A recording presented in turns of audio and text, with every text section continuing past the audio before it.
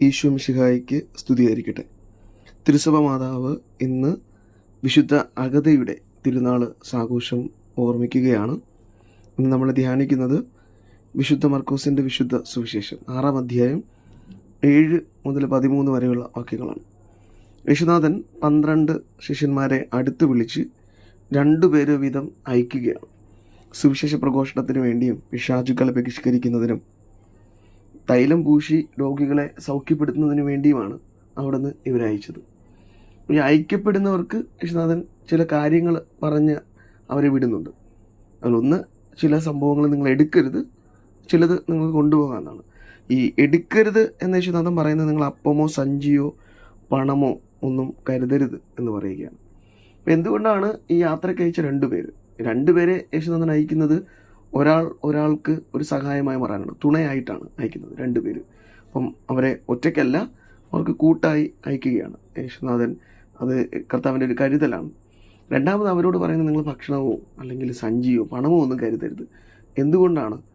കാരണം ഈ അയക്കപ്പെടുന്നവർ പൂർണ്ണമായി ആശ്രയിക്കേണ്ടത് ഈശോയിലാണ്.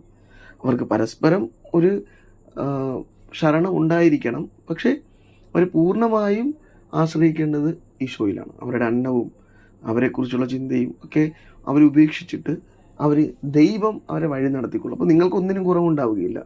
അപ്പോൾ ദൈവവേലയ്ക്ക് വേണ്ടി ഇറങ്ങുന്ന ഒരു മനുഷ്യനെ സംബന്ധിച്ചിടത്തോളം അവൻ്റെ പൂർണ്ണമായ ശരണം ദൈവത്തിലാണ്. ദൈവമാണ് അവനെ സംരക്ഷിക്കുന്നത്.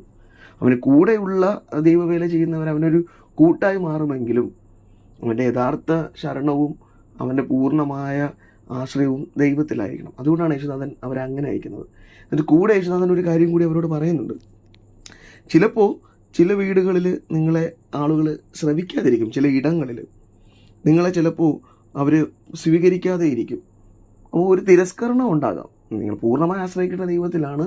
നിങ്ങൾ മനുഷ്യർക്ക് വേണ്ടി വേല ചെയ്യാൻ വേണ്ടി പോകുമ്പോൾ, മനുഷ്യരെ ദൈവത്തിന് വേണ്ടി മനുഷ്യരെ പിടിക്കുന്ന മനുഷ്യരാകാൻ നിങ്ങൾ പോകുമ്പോൾ തിരസ്കരണങ്ങൾ ഉണ്ടാകും. അപ്പോൾ തിരസ്കരണങ്ങൾ ഉണ്ടാകുമ്പോഴും നിങ്ങൾ പൂർണ്ണമായി ആശ്രയിക്കേണ്ട ദൈവത്തിലാണ്.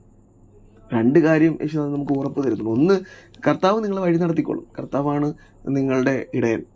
പക്ഷേ നിങ്ങൾക്ക് തിരസ്കരണവും ഉണ്ടാകും. അപ്പം ഇത് കാലാകാലങ്ങളെല്ലാം ഈശോയ്ക്ക് വേണ്ടി ജീവിച്ചിരുന്നവരുടെ ജീവിതത്തിൽ ഉണ്ടായതാണ്. ഈ മർക്കോസിൻ്റെ സുവിശേഷം തന്നെ ശിഷ്യന്മാർക്കുള്ള സുവിശേഷമാണ്. അപ്പോൾ അവിടെ നിന്ന് ഇത് പറഞ്ഞു കഴിഞ്ഞതിന് ശേഷം, അവിടുത്തെ മരണത്തിന് ശേഷം ആദിമ ശിഷ്യന്മാർ ഇത് അനുഭവിച്ചിട്ടുള്ള കാര്യങ്ങളാണ്.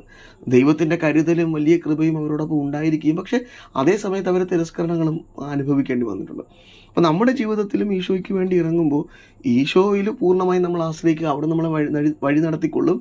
ഒപ്പം തിരസ്കരണം ഉണ്ടാകുമ്പോഴും അതിൽ ചഞ്ചലചിത്തരാകാതെ ദൈവത്തിൽ ആശ്രയിക്കുക. അപ്പോൾ എന്നെ സ്വീകരിച്ചാലും എനിക്ക് തിരസ്കരണം ഉണ്ടായാലും എൻ്റെ പൂർണ്ണ ആശ്രയത്വം ദൈവത്തിലായിരിക്കണം. അപ്പോൾ ഇതിന് വളരെ ഉദാഹരണമാണ് വിശുദ്ധ അഗതയുടെ ജീവിതം. ഇന്ന് നമ്മൾ സന്തോഷത്തോടെ ഓർക്കുന്ന അഗതയുടെ ജീവിതം ധീര രക്തസാക്ഷിയാണ്. വളരെ ചെറുപ്പത്തിലെ ഈശോയ്ക്ക് തന്നെ പൂർണ്ണമായി സമർപ്പിച്ചുകൊണ്ട് അവളൊരു കോൺസെക്രേറ്റഡ് ലൈഫ് ഈശോയ്ക്ക് വേണ്ടി ജീവിച്ചു തുടങ്ങിയ വ്യക്തിയാണ്. പക്ഷെ അവളുടെ സൗന്ദര്യത്തിൽ ആകൃഷ്ടയായി അവളെ കല്യാണം കഴിക്കാൻ പലരും ആഗ്രഹിച്ചിരുന്നെങ്കിലും അവൾ ഈശോയ്ക്ക് വേണ്ടി ജീവിതം മാറ്റിവെച്ച് ഈശോയുടെ വചനം പ്രഘോഷിച്ചുകൊണ്ടും അനേകരെ ഈശോയിലേക്ക് നയിച്ചുകൊണ്ടും പോയി. പക്ഷേ അവൾക്ക് വലിയ തിരസ്കരണങ്ങളിലൂടെ കടന്നു വരേണ്ടി വന്നു. അവൾ അനുഭവിച്ച പീഡനങ്ങൾ ഒരു മനുഷ്യനെ വിവരിക്കാൻ സാധിക്കാത്തതിനേക്കാൾ അധികമാണെന്ന് ചരിത്രകാരന്മാർ സാക്ഷ്യപ്പെടുത്തുന്നു. പക്ഷേ അവൾ ആ തിരസ്കരണങ്ങൾക്ക് മുമ്പിൽ ഈശോയെ ഉപേക്ഷിക്കാൻ തയ്യാറായില്ല.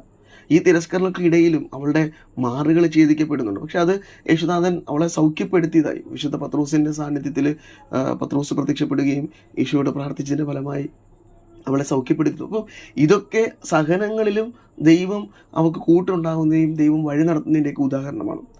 ഒപ്പം തിരസ്കരണം ഉണ്ടായി അവളെ രക്തസാക്ഷിയെ മരിക്കുകയും ചെയ്തിട്ടുണ്ട്. അപ്പോൾ എൻ്റെ ജീവിതത്തിൻ്റെ തിരസ്കരണങ്ങളിലും ഈശോയ്ക്ക് വേണ്ടി ഞാൻ ഇറങ്ങുമ്പോൾ ഈശോയോടൊപ്പം തന്നെ ഞാൻ ആയിരിക്കണമെന്ന് ഈ സുവിശേഷം എന്നെ ഓർമ്മിപ്പിക്കുകയാണ്.